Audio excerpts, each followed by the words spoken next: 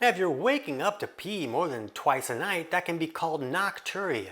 But just because it has a fancy name doesn't mean that it's okay. It's still annoying. I just want to sleep over here. So let's help you understand why it happens and how you can fix it.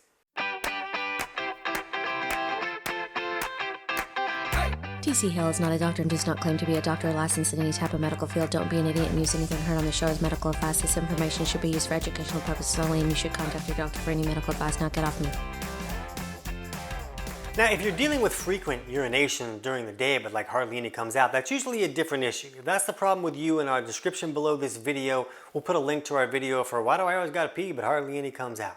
But if you're dealing with nocturia, where you're getting up like 3, 4, 7, 12 times a night to pee, I've heard some crazy stories from clients in the past where they're just getting up to pee all night. That's just kind of my jam. That's when I work out, just walking back and forth to pee. But if that's going on with you, we're going to talk about the most common issue that will cause this. And if you've researched this, you've heard all kinds of things like, oh, it's a UTI, I got an enlarged prostate, I got an overactive bladder, and the person's just supposed to believe like, well, my bladder's just overactive. At least I don't have a lazy bladder. I can't get mad at it for being an overachieving bladder. I just got to pee all the time, all night. You might hear, you're drinking too much before you go to bed. And, all these things can be possible factors that can cause a person to have to pee in the middle of the night. But if you're getting up 6 times a night, it's not because you drank too much. There's something going on that's causing this. Now, there is one issue that you hear about sometimes, not as often, but you can hear that high insulin levels can cause someone to have to get up to pee at night. And this is a possibility. I do see this sometimes because there's supposed to be an adrenal hormone that kind of gets restricted when insulin is too high too often. And that hormone can kind of make us pee out too much when we're not making enough of that. So that's possible. But the most common issue that we see is a person's dealing with what we call an anabolic imbalance. Now, Dr. Emmanuel Ravisi helped us understand that the body has a natural circadian rhythm at the cellular level. So at the daytime, the cells should be in what we call a catabolic state. And this is when they're better at making energy and kind of keep us going all day. This is also when we break down tissues so that those tissues can be rebuilt and the body can be renewed. Then at night, the bodies and the cells are supposed to move into an anabolic state. And this is where the body is better at resting and rebuilding and repairing tissues. So both states are appropriate. They're great. We want both to happen, and that helps our bodies stay healthy and we get to live longer. But the problem is a lot of people can get stuck in one state too often or too far into that state, and that can create some problems.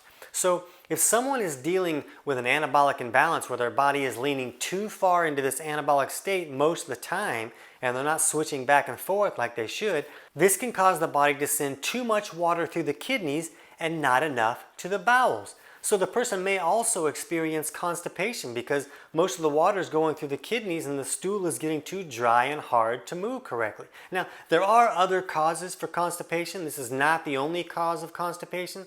So if you're dealing with constipation, be sure to check out our video on understanding constipation. We'll put a link to that video in the description below here. So if that's the case for you, you may be getting up to pee at night because the body's sending all of your water through the kidneys. So of course, you got to empty that out. The bladder's filling up because that's where the body is sending the water. That doesn't mean you drank too much or you have all these other issues. It could just be that the body is sending most of the water to one location. Now, part of the confusion for the insulin factor is that eating too many carbs and sugars will raise insulin. Insulin is also pro-anabolic, and so is consuming too many carbs and sugars. So a person might reduce their carbs and sugars and they have to pee less, and they think, oh, well, I brought my insulin down and that really did it. But they may actually be improving an anabolic imbalance by reducing their carb and sugar intake.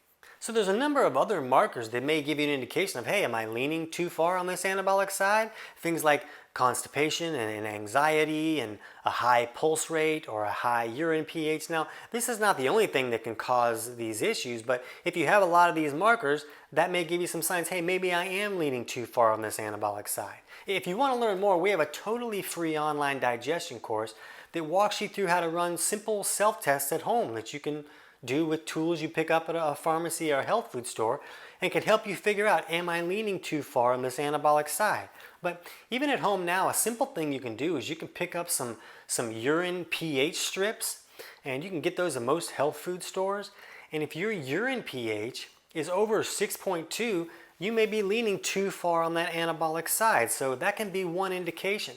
And peeing in a cup really can give you a lot of insights into what may be going on, because you can also get some 10-parameter urinalysis dipsticks on places like Amazon. We'll put the links to these strips in the descriptions below if you want to check that out.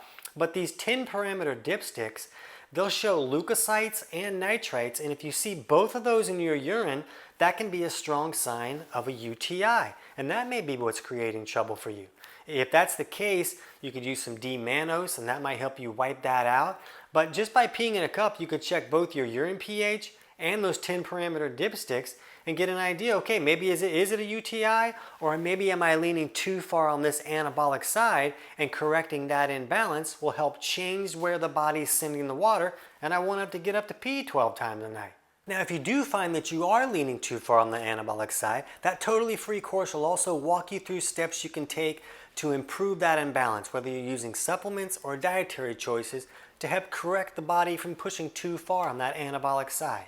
For now, if you're getting up to pee all night and you're dealing with constipation, check out our video on understanding constipation to gain more insights into steps you can take to correct that problem. I can't wait to hear about your results.